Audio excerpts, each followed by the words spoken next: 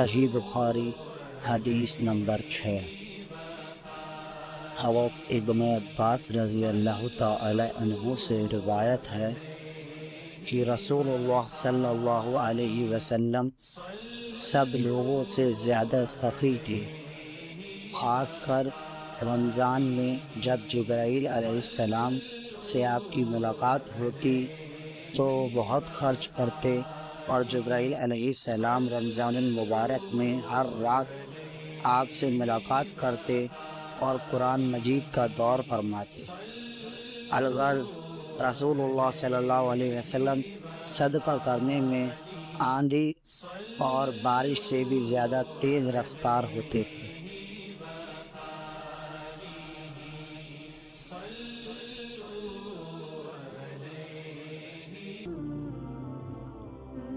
صحیح بخاری حدیث نمبر 7۔ ابن عباس رضی اللہ تعالی عنہ سے روایت ہے، انہوں نے فرمایا کہ ابو سفیان بن حرب رضی اللہ تعالی عنہ نے ان سے بیان کیا کہ روم کے بادشاہ ہرقل نے ابو سفیان کو قریش کی ایک جماعت سمیت بلوایا۔ یہ جماعت صلح حدیبیہ کے تحت رسول اللہ صلی اللہ علیہ وسلم اور کفار قریش کے بیچ طے شدہ وعدے کی مدت میں ملک شام تجارت کی ضرورت کے لیے گئی ہوئی تھی۔ یہ لوگ بیت المقدس کے پاس حاضر ہو گئے۔ ہرقل نے انہیں اپنے دربار میں بلایا۔ اس وقت اس کے ارد گرد روم کے سردار بیٹھے ہوئے تھے۔ پھر اس نے ان کو اور اپنے ترجمان کو بلا کر کہا، وہ آدمی جو اپنے آپ کو نبی سمجھتا ہے، تم میں سے کون اس کا قریبی رشتہ دار ہے؟ ابو سفیان نے کہا، میں اس کا سب سے زیادہ قریبی رشتہ دار ہوں۔ تب ہرقل نے کہا، اسے میرے قریب کر دو اور اس کے ساتھیوں کو بھی قریب کر اس کے پاس بٹھاؤ۔ اس کے بعد ہرقل نے اپنے ترجمان سے کہا، ان سے کہو کہ میں اس آدمی نبی صلی اللہ علیہ وسلم کے متعلق سوالات کروں گا، اگر یہ غلط بیان کرے تو تم لوگ اس کو جھٹلا دینا۔ ابو سفیان رضی اللہ تعالیٰ عنہ کہتے ہیں کہ اللہ کی قسم، اگر جھوٹ بولنے کی بدنامی کا ڈر نہیں ہوتا تو میں محمد صلی اللہ علیہ وسلم کے بارے میں ضرور جھوٹ بولتا۔ ابو سفیان رضی اللہ تعالیٰ عنہ کہتے ہیں کہ اس کے بعد پہلا سوال جو ہرقل نے مجھ سے آپ کے بارے میں کیا وہ یہ تھا کہ تم لوگوں میں اس کا خاندان کیسا ہے؟ میں نے کہا، وہ اونچے خاندان والا ہے۔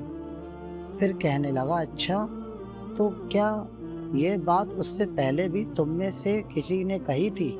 میں نے کہا، نہیں۔ کہنے لگا، اچھا اس کے خاندان میں کوئی بادشاہ گزرا ہے؟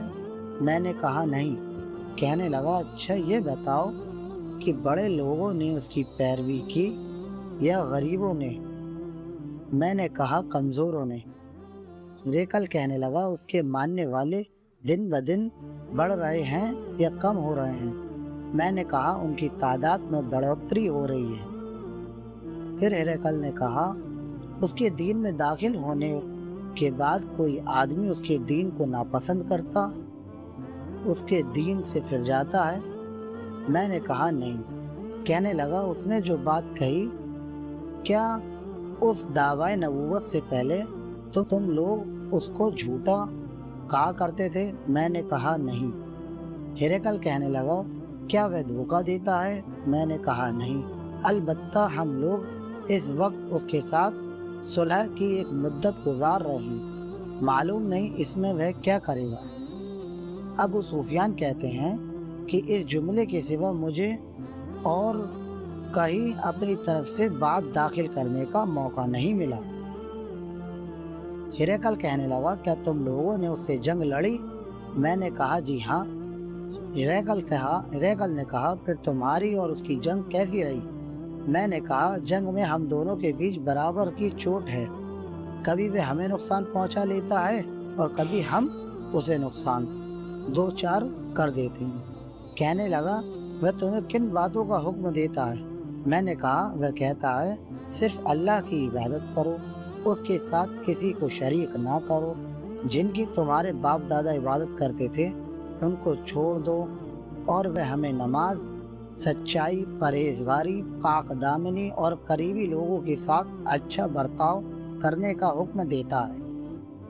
उसके बाद हिरकल ने अपने तर्जुमान से कहा, तुम उस आदमी अबू सुफियान से कहो कि मैंने तुमसे उस आदमी नबी सल्लल्लाहु अलैहि वसल्लम का ख़ानदान पूछा, तुमने बताया कि वह ऊंचे ख़ानदान का है, और रिवाज यही है कि पैगंबर हमेशा अपनी कौम के ऊंचे ख़ानदान से भेजे जाते हैं। और मैंने पूछा कि क्या यह बात उससे पहले भी तुम में से किसी ने कही थी? तुमने बतलाया कि नहीं। मैं कहता हूँ कि अगर ये बात उससे पहले किसी और ने कही होती तो मैं कहता कि वह आदमी एक जैसी बात की नकल कर रहा है जो उससे पहले कही जा चुकी है। और मैंने पूछा कि उसके बुजुर्गों में से कोई बादशाह गुजरा है? तुमने बतलाया कि नहीं। मैं कहता हूँ कि अगर उसके बुजुर्गों में कोई बादशाह गुजरा होता तो मैं कहता कि वह आदमी अपने बाप की बादशाहत चाहने वाला है। और मैंने ये पूछा कि जो बात उसने कही है इस दावाए नबूवत से पहले तुमने कभी उस पर झूठ बोलने का इल्ज़ाम लगाया था?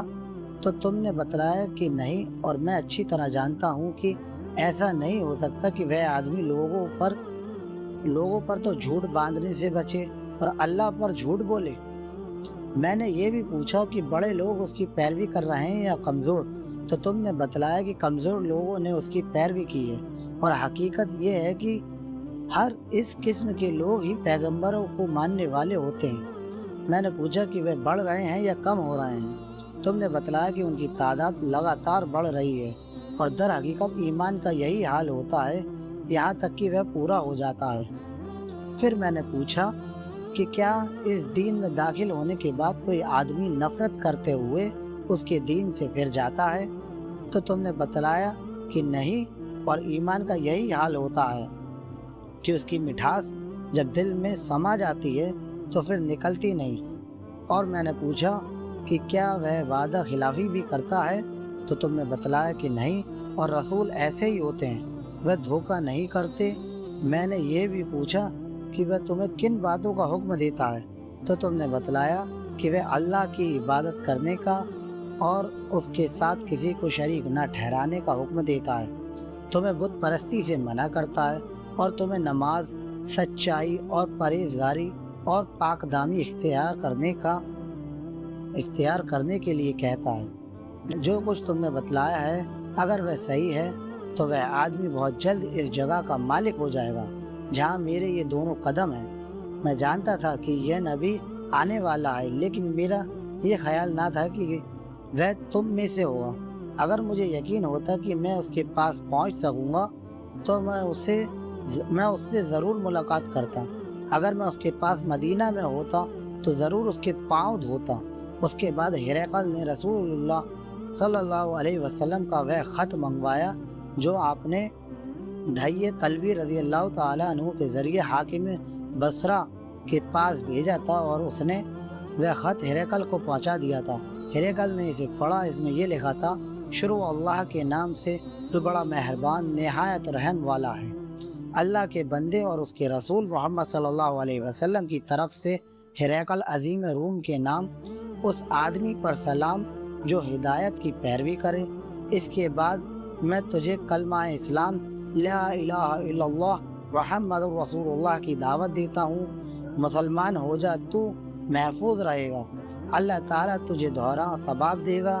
फिर अगर तू ये बात ना माने तो तेरी रियाया का गुनाह भी तुझी पर होगा।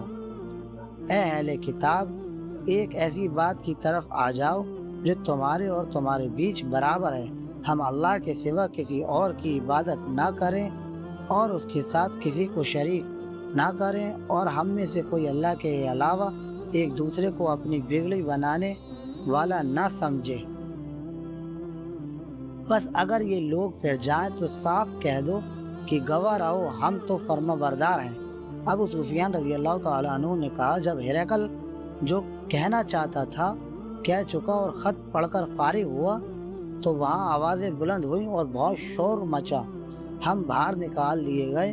मैंने बाहर आकर अपने साथियों से कहा, अबू कबसा का बेटे मोहम्मद सल्लल्लाहु अलैहि वसल्लम का मामला बड़ा जोर पकड़ गया।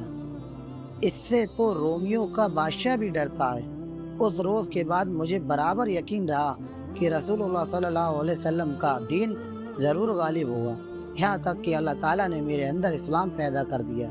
ابن ناطور جو بیت المقدس کے گورنر ہیرقل کا کارساز اور شام کے عیسائیوں کا پادری تھا، بیان کرتا ہے کہ ہیرقل جب بیت المقدس آیا تو ایک روز صبح وہ وقت غمی کے ساتھ اٹھا۔ اس کے کچھ ساتھی کہنے لگے، ہم دیکھتے ہیں آپ کی حالت کچھ بجھی ہے۔ ابن ناطور نے کہا، ہیرقل ماہر نجومی اور ستاروں کا پہچاننے والا تھا۔ جب لوگوں نے اس سے پوچھا تو کہنے لگا کہ میں نے آج رات تاروں پر نگاہ ڈالی تو میں دیکھتا ہوں کہ ختنہ کرنے والوں کا بادشاہ ظاہر ہو چکا ہے۔ بتاؤ ان دنوں کون لوگ ختنہ کرتے ہیں؟ ساتھی کہنے لگے، یہودیوں کے سوا ختنہ کوئی نہیں کرتا۔ ان سے فکر مند ہونے کی ضرورت نہیں، آپ اپنے علاقے والوں کو پروانہ بھیج دیں کہ تمام یہودیوں کو مار ڈالیں۔ اس گفتگو کے دوران ہیرقل کے سامنے ایک آدمی پیش کیا گیا جسے غسان کے بادشاہ نے بھیجا تھا، اور وہ رسول محمد صلی اللہ علیہ وسلم کا حال بیان کرتا تھا۔ جب ہیرقل نے اس سے تمام معلومات حاصل کر لیں تو کہنے لگا کہ اسے لے جاؤ اور دیکھو کہ اس کا ختنہ ہوا ہے یا نہیں۔ لوگوں نے اسے دیکھا اور ہیرقل کو بتایا کہ اس کا ختنہ ہوا ہے۔ ہیرقل نے اس سے پوچھا کہ عرب ختنہ کرتے ہیں؟ اس نے کہا، ہاں وہ ختنہ کرتے ہیں۔ تب ہیرقل نے کہا، یہی آدمی پیغمبر اس امت کا بادشاہ ہے جس کا ظہور ہو چکا ہے۔ پھر ہیرقل نے اپنے علم میں ہم پلہ ایک دوست کو رومیوں میں خط لکھا اور خود ہمس روانہ ہو گیا۔ ابھی ہمس نہیں پہنچا تھا کہ اسے اپنے دوست کا جواب مل گیا۔ اس نے رائے بھی محمد صلی اللہ علیہ وسلم کے ظاہر ہونے کے ہیرقل کی طرح کی تھی کہ آپ نبی برحق ہیں۔ آخر ملک ہمس پہنچ کر اس نے روم کے سرداروں کو اپنے محل آنے کی دعوت دی۔ جب وہ آ گئے تو اس نے حکم دے کر دروازہ بند کروا دیا۔ پھر بالکنی سے انہیں دیکھا اور کہنے لگا، روم کے لوگوں، اگر تم اپنی کامیابی، بھلائی اور بادشاہت قائم رکھنا چاہتے ہو تو اس پیغمبر کی بیعت کر لو۔ یہ اعلان حق سنتے ہی وہ لوگ جنگلی گدھوں کی طرح دروازے کی طرف دوڑے۔ دیکھا تو وہ بند تھے۔ اب جب ہیرقل نے ان کی نفرت کو دیکھا اور ان کے ایمان لانے سے مایوس ہوا تو کہنے لگا، ان سرداروں کو میرے پاس لاؤ۔ جب وہ آئے تو کہنے لگا کہ میں نے ابھی جو بات تم سے کہی تھی وہ صرف آزمانے کے لیے تھی کہ دیکھوں تم اپنے دین پر کس قدر مضبوط ہو۔ اب میں یہ دیکھ چکا ہوں۔ پھر تمام حاضرین نے اسے سجدہ کیا اور اس سے راضی ہو گئے۔ جب ہیرقل کے ایمان لانے کے متعلق آخری معلومات ہیں۔ صحیح بخاری حدیث نمبر 7۔ صحیح بخاری حدیث نمبر 8۔ عبداللہ بن عمر رضی اللہ تعالی عنہ سے روایت ہے کہ رسول اللہ صلی اللہ علیہ وسلم نے ارشاد فرمایا، اسلام کی بنیاد 5 چیزوں پر رکھی گئی ہے۔ اول، گواہی دینا کہ اللہ کے علاوہ کوئی معبود حقیقی نہیں اور محمد صلی اللہ علیہ وسلم اللہ کے رسول ہیں۔ دوسرا، نماز قائم کرنا۔ تیسرا، زکوٰۃ ادا کرنا۔ چوتھا، حج کرنا۔ پانچواں، رمضان المبارک کے روزے رکھنا۔ صحیح بخاری حدیث نمبر 8۔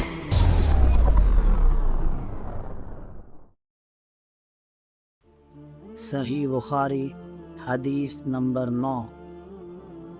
حضرت ابو ہریرہ رضی اللہ تعالی عنہ سے روایت ہے کہ نبی صلی اللہ علیہ وسلم سے بیان کرتے ہیں، آپ نے فرمایا، ایمان کے 60 سے کچھ زیادہ ٹہنیاں ہیں اور شرم بھی ایمان کی ایک اہم ٹہنی ہے۔ اس حدیث کے آخر میں شرم کو خصوصیت کے ساتھ بیان کیا گیا ہے، کیونکہ انسانی اخلاق میں شرم کا بہت بلند مقام ہے۔ یہ وہ عادت ہے جو انسان کو بہت سے گناہوں سے روکتی ہے۔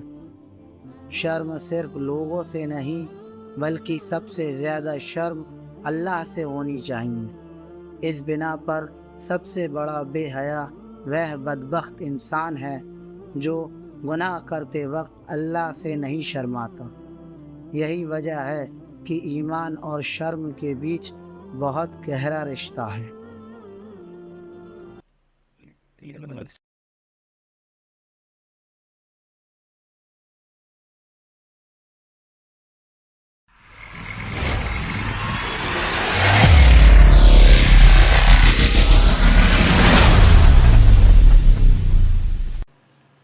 صحیح بخاری حدیث نمبر 10۔ عبداللہ بن عمر رضی اللہ تعالی عنہ سے روایت ہے، وہ نبی صلی اللہ علیہ وسلم سے بیان کرتے ہیں، آپ نے فرمایا کہ مسلمان وہ ہے جس کی زبان اور ہاتھ سے دوسرے مسلمان محفوظ رہیں، اور مہاجر وہ ہے جو ان چیزوں کو چھوڑ دے جن سے اللہ نے منع کیا ہے۔ صحیح بخاری حدیث نمبر 10۔